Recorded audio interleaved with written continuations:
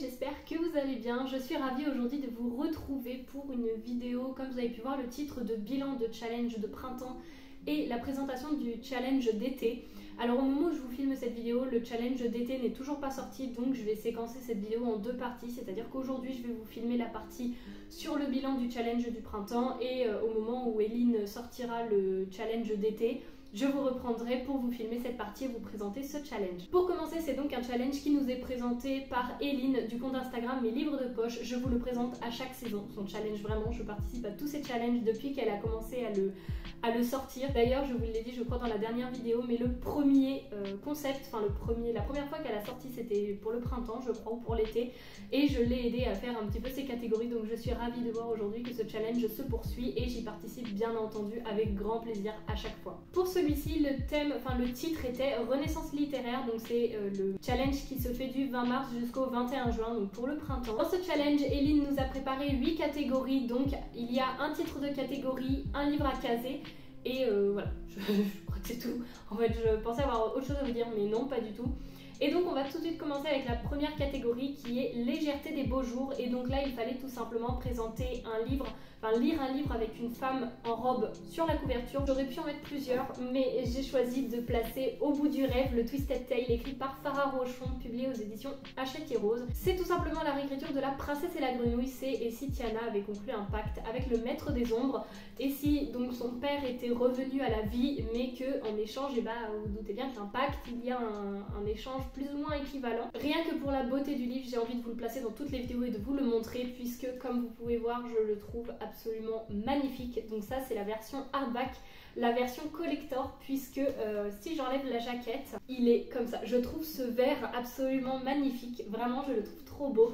Donc on a une première de couverture, une première page comme ça, et la dernière l'est également. Je suis un peu en train de galérer. On a des en-têtes de chapitres à chaque fois super belles, j'espère que vous allez bien voir, et un jaspage absolument magnifique. Je vais essayer de vous l'approcher, de vous le mettre assez près pour que vous puissiez voir. C'est une histoire que j'ai beaucoup aimée. Je vous en parle pas trop parce que je sais pas en fait si quand je publierai cette vidéo, mon avis sera sorti sur ce livre ou pas, je n'en sais rien. Mais en tout cas, c'est une réécriture de conte sur laquelle je me suis jetée parce que je l'attendais depuis très longtemps et Hachette et Rose avait mis un petit moment avant d'en sortir un nouveau. Donc à sa sortie, je me suis jetée dessus, je l'avais même précommandé, je l'ai lu, je l'ai beaucoup aimé. Et maintenant, j'attends la prochaine sortie d'Hachette et Rose qui est, il me semble, celui sur Pinocchio.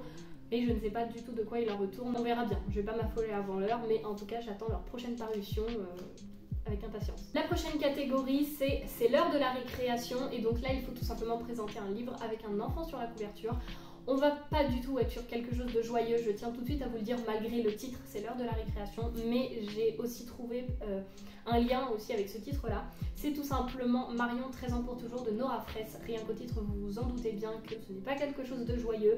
C'est tout simplement un témoignage que Nora, donc la mère de Marion, a écrit suite au suicide de sa fille après du harcèlement scolaire. Donc Marion s'est suicidée, elle s'est pendue dans sa chambre et elle s'est pendue à son foulard et a également pendu son téléphone pour un petit peu arrêter ce harcèlement et montrer aussi le symbolique du fait de pendre le téléphone.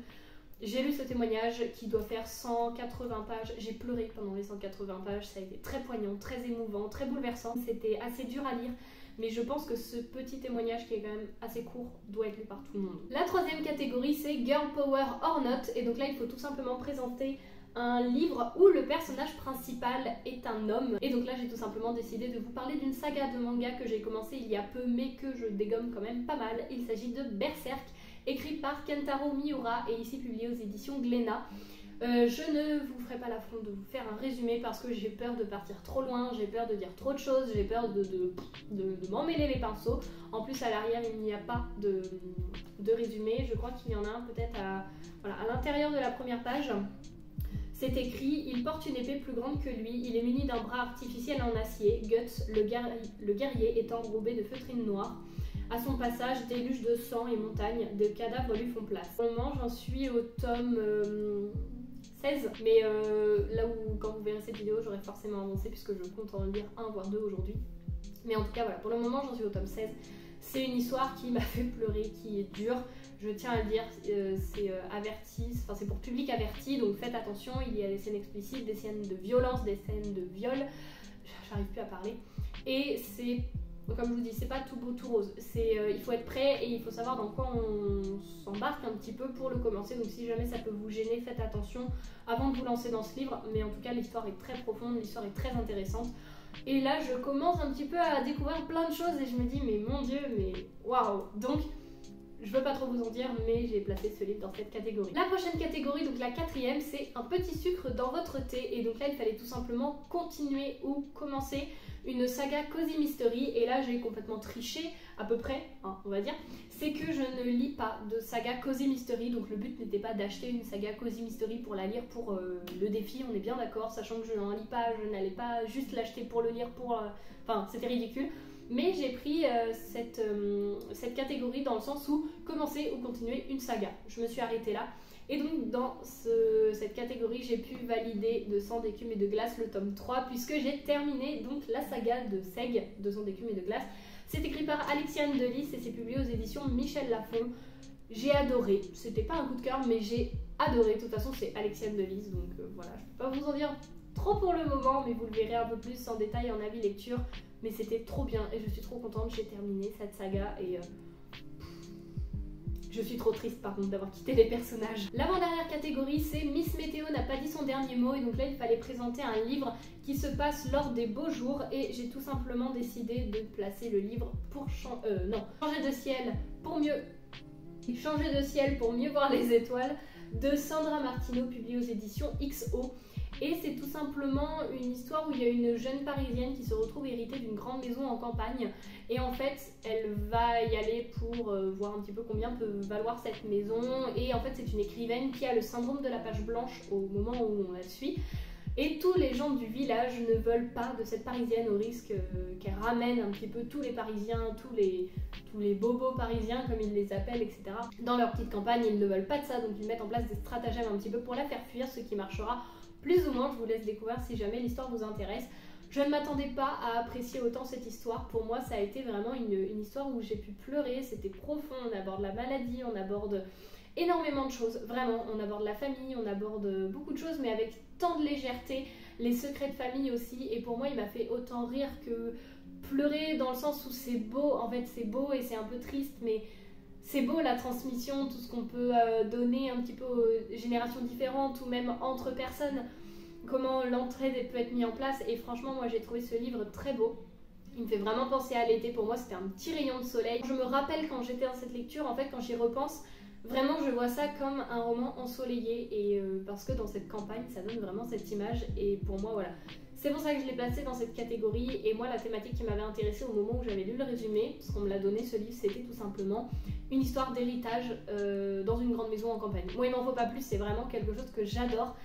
Parce que ça l'a totalement fait avec Les Lettres de Rose de Clarisse Sabar. Je crois que c'est Clarisse Sabar. C'était un roman, mais coup de cœur. Et depuis, tout ce qui est retour dans le temps, avec une double temporalité, c'est ça, j'avais perdu le nom, une histoire à double temporalité ou une question d'héritage où on se plonge dans les souvenirs au travers de lettres ou tout ce qui est comme ça. Moi j'adore cette thématique, donc en tout cas voilà, c'est un livre que j'ai beaucoup aimé. Et la dernière catégorie, mais pas des moindres, c'est tout simplement un bon bol d'air frais et il faut présenter un livre avec un paysage sur la couverture et j'ai voulu vous présenter Sous la porte qui chuchote de T.J. Klune, publié aux éditions de Saxus. Ça a été un énorme coup de cœur pour moi. J'ai adoré ce livre tellement apaisant qui redonne foi en tout. Pour le résumer, c'est tout simplement bienvenue dans notre salon de thé, la traversée de Charonne. Le thé y est chaud, les scones bien frais et les morts juste de passage. Oui, je l'ai lu tellement de fois que je connais le petit résumé par cœur. Il est magnifique, c'est une édition hardback que j'ai pris. Je le trouve trop beau. J'ai vraiment envie du coup de découvrir les autres écrits de cet auteur parce que je ne sais pas si vous voyez tous les petits post-it que j'ai mis. Mais encore une fois, je vous en parlerai beaucoup plus dans mon avis lecture, mais ça a été une lecture, mais ça a été une histoire. J'ai pleuré, j'ai rigolé, c'était doux. C'est un livre qui nous emmène par la main en fait, qui nous dit viens, je vais te montrer des choses, je vais t'apaiser, je vais te montrer des choses douces, des choses en rapport avec la mort, mais tu vas voir, c'est pas sombre. Et franchement, moi, mais j'ai tellement adoré. C'était, en fait, rien que de vous en parler, je vous jure que ça me donne envie de pleurer parce qu'il m'a tellement émue, il m'a tellement bouleversée, il m'a tellement touchée mais dans le bon sens du terme, que franchement moi c'est un livre que je ne peux que vous recommander, mais je ne suis pas là aujourd'hui pour vous faire un avis lecture, mais bien pour vous présenter le bilan d'un challenge. Voilà pour ce qui est de ce bilan du challenge. Je peux pas faire la conclusion et ça va être bizarre de couper la caméra comme ça et d'arrêter ma vidéo sans réellement vous faire une conclusion, mais je vous retrouve très bientôt pour vous faire un petit peu la présentation du challenge d'été. Je pense qu'il y aura 6 catégories, je ne sais pas encore, mais pour vous c'est dans quelques secondes. Pour moi ça va être, je pense, encore dans un peu plus d'un mois, puisque là on est fin mai et ça s'arrête fin juin, le challenge de printemps. Donc je vais devoir être patiente encore un petit peu, mais vous allez avoir ça dans quelques instants. Salut, alors je vous retrouve comme prévu pour la présentation du challenge d'été qui se déroule du 21 juin au 23 septembre. Cette fois il s'intitule Lire à la plage, avec le L entre parenthèses qui fait également lire à la page. Je vous mettrai tout ce qu'il faut en barre d'infos, donc son compte. En tout cas, moi je vais vous présenter la petite pile à lire que je me suis concoctée. Donc il y a 6 catégories en rapport avec l'été. J'ai été obligée un petit peu de tricher ou de trouver des alternatives puisqu'il y a des cases que je ne pouvais pas remplir autrement. La première catégorie c'est Il était un petit navire et il faut tout simplement placer un roman avec un bateau sur la couverture, et vous allez voir que ça commence très bien puisque je triche déjà. J'ai tout simplement placé le livre Le Château de Hurle de Diana Wynne-Jones, publié aux éditions Innis. C'est pas un bateau, mais on va dire que c'est ce qui s'en rapproche le plus parce que je n'ai aucun roman avec un bateau sur la couverture. Donc je me suis dit que placer, voilà, c'est un petit peu un château ambulant, donc ça vogue dans le ciel. Le bateau, ça vogue sur l'eau. Je sais pas si vous êtes d'accord, on va dire que ça passe. Et c'est tout simplement ici le premier volet de la trilogie du château de la trilogie de Hurle. C'est tout simplement cette trilogie qui a inspiré l'œuvre de Miyazaki qui s'intitule Le Château Ambulant. Moi j'ai adoré le film d'animation Le Château Ambulant, c'est vraiment un film que j'adore, et donc là j'ai acheté le premier tome. Alors on peut me taper sur la main parce que ça fait peut-être 2 ans, même plus, que je l'ai dans ma pile à lire. Vraiment il date, et à chaque fois je me dis il faut que je le lise. J'ai très envie de le lire mais je n'arrive pas à le lire parce que je me dis ça me fait commencer une nouvelle saga, et donc après il va falloir que j'achète le tome 2 et le tome 3, donc je me lance pas, mais voilà, je place en tout cas le premier tome ici en espérant quand même un petit peu me lancer et le découvrir. La deuxième catégorie c'est Dum Tom Abbey, et il faut tout simplement choisir un livre qui se déroule dans les Dum Tom.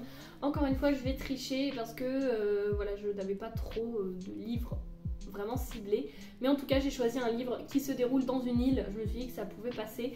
Il s'agit de L'homme qui voulait être heureux de Laurent Gounel. C'est publié aux éditions Pocket, et la première phrase c'est tout simplement écrit: imaginez, vous êtes en vacances à Bali. Voilà, j'en ai pas plus, mais c'est une île. En plus c'est assez drôle parce que c'est un des livres préférés de Eline, enfin préféré je ne sais pas, mais c'est un des livres qu'elle a adoré. Donc j'ai trouvé ça assez marrant de le placer dans son challenge. Je ne pourrais pas vous en dire plus pour la description du livre ou autre. Je sais que c'est un petit livre, je pense que c'est un contemporain, mais j'en ai aucune certitude. En tout cas il est placé dans cette catégorie. La troisième catégorie c'était Canicule à l'approche, donc là il fallait placer un livre avec un élément de l'été sur la couverture. Encore une fois j'ai un petit peu triché, j'ai l'impression que je triche pour tous les livres, mais je fais au mieux en fonction de ce que j'ai dans ma pile à lire, le but n'étant pas d'acheter pour remplir ce challenge. Il s'agit tout simplement du livre La plus cool des libraires. C'est écrit par Abby Waxman et c'est publié aux éditions Hauteville dans la catégorie plage. Tout simplement, ça fait un peu le soleil. Voilà, le soleil est un élément de l'été. Et comme vous pouvez le voir, il y a des reflets, ça fait vraiment soleil, moi je trouve. Donc voilà, j'ai pas forcément plus d'infos que ça à vous donner sur la description. Je vais me lancer dans ce livre sans rien savoir. Enfin, du moins, j'avais lu le résumé, mais je ne m'en souviens plus. Donc je vais me lancer comme ça sans rien savoir. Je pense que ça va être un feel good. Un contemporain vraiment feel good, donc je n'ai plus qu'à le découvrir. La quatrième catégorie c'est Je lui dirai les mots bleus, et donc là il faut tout simplement un livre avec du bleu sur la couverture. C'est un livre qui est placé dans ma pile à lire d'été, donc je me devais de le placer ici tout simplement parce que ça va encore plus me motiver à le lire, et vu la taille je ne me voyais pas placer encore un livre de plus à me rajouter à lire, puisqu'il s'agit de Crescent City, le tome 2. C'est écrit par Sarah J. Maas et c'est publié aux éditions de Saxus. C'est le tome 2, voilà, comme je vous l'ai dit, de Crescent City. C'est un beau pavé. Je l'ai en édition hardback. Il est magnifique, mais voilà, je n'ai pas encore commencé. J'ai envie de le lire, hein, mais quand je vois la taille du pavé, ça me fait un peu peur, je vous avoue. Mais en tout cas, voilà, c'est celui-ci qui est placé dans la quatrième catégorie. Ensuite, sachez que cette catégorie-là que je vais vous présenter, j'ai galéré mais au possible pour trouver un livre. Et au final, je me suis dit, lui, il n'y a que lui que je peux faire rentrer dedans, donc je vais le placer. C'est tout simplement pour la catégorie Le Grand Plongeon. Et donc là, il faut placer un livre avec... Enfin, c'est écrit avec des vêtements légers ou bikini. Donc pour moi, c'était sur la couverture. J'ai tout simplement placé l'Atlantide parce que si vous voyez en fait la femme est quasiment nue, ou alors elle est nue. Oui, c'est plutôt qu'elle est nue. Donc je l'ai placé parce que je n'ai rien d'autre vraiment qui peut rentrer dans cette catégorie. Et en plus celui-ci ça fait hyper longtemps que je l'ai, donc c'est écrit par Pierre Benoît et c'est publié aux éditions Le Livre de Poche. Et pour la couverture et pour le résumé, je peux tout simplement vous lire ce qui est écrit derrière. C'est écrit: disposez-vous d'une nuit entière, si oui, ouvrez ce livre sans pareil, lisez-en les premières lignes, vous ne le fermerez qu'au petit jour après avoir vécu des heures de fièvre intense. Je ne sais pas si c'est une romance ou plutôt quelque chose qui va faire peur, je ne sais pas du tout, mais j'ai envie de découvrir, donc vous pouvez voir que c'est un vieux livre parce qu'il est tout jaune. Il sent le vieux livre et c'est écrit quand même assez petit comme les anciens livres en fait, mais voilà. Je sais plus du tout où je l'avais eu, il y a moyen que je l'ai trouvé en boîte à livres peut-être, mais j'ai aucune certitude. En tout cas voilà, j'ai pu le placer dans cette catégorie parce que je n'en avais aucun autre avec un personnage en tenue légère ou bikini. J'avais des robes mais c'était pas pareil. Et la dernière catégorie c'est histoire de se rafraîchir, et alors là il faut y placer un thriller, enfin il faut lire un thriller, et entre parenthèses c'était écrit estival si possible. Alors moi des thrillers j'en ai, estival je n'en ai pas, donc j'ai tout simplement placé un thriller qui, je me dis, a un petit rapport avec l'été puisqu'il y a un soleil sur la couverture.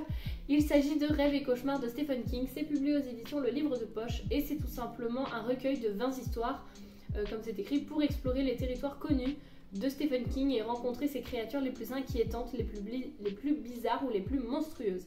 J'ai vraiment du mal à parler ce matin. C'est écrit 20 histoires qui vous prendront à la gorge, vous glaceront le sang ou vous procureront la désagréable impression que quelqu'un vous attend tapis dans l'ombre. 20 histoires pour empoisonner vos rêves et blanchir vos nuits, signées par le grand maître de vos cauchemars. Je pense que niveau thriller, là on est vraiment sur quelque chose de thriller, voire même peut-être horreur, je ne sais pas. Mais en tout cas, je l'ai placé dans cette catégorie puisque je n'ai pas forcément de thriller estival, donc je me suis dit voilà, là il y a un petit soleil, voilà, ça passe. Voilà pour la présentation de ce challenge et des livres que j'ai pu y placer dans chaque catégorie. Pour le moment, c'est une liste, on va dire, non exhaustive puisque si jamais il y a d'autres livres que je lis qui finalement je me rends compte rentrent dans ces catégories, je pourrais les placer. De toute façon, comme d'habitude, je vous ferai un bilan de ce challenge en fin d'été, donc à partir du 23 septembre. Et je vous présenterai le challenge d'automne, etc. comme je vous fais d'habitude. En tout cas, j'espère que cette vidéo vous aura plu, que peut-être vous aurez envie de participer à ce challenge. En tout cas, je l'espère parce que c'est vraiment un challenge auquel j'adore participer depuis sa création, c'est-à-dire depuis 2 ans maintenant, je pense. En tout cas, j'adore y participer vraiment et j'espère que vous tenterez l'aventure aussi parce que c'est assez sympa. Les catégories sont assez vastes et il n'y a pas trop de catégories, donc ça c'est pas mal. Et c'est vrai que c'est pas juste un mois, là on est quand même sur juin, juillet, août, septembre. Donc, certes on commence fin juin mais on termine quand même fin septembre. Donc ça nous fait quand même une marge de 3 mois où ça nous laisse le temps de lire et placer des livres pour 6 catégories. En tout cas, j'espère que cette vidéo vous aura plu, que vous aurez passé un bon moment et que peut-être je vous aurai fait découvrir des livres. Je vous remercie d'avoir regardé cette vidéo et puis moi je vous dis à la semaine prochaine pour la nouvelle vidéo. Salut!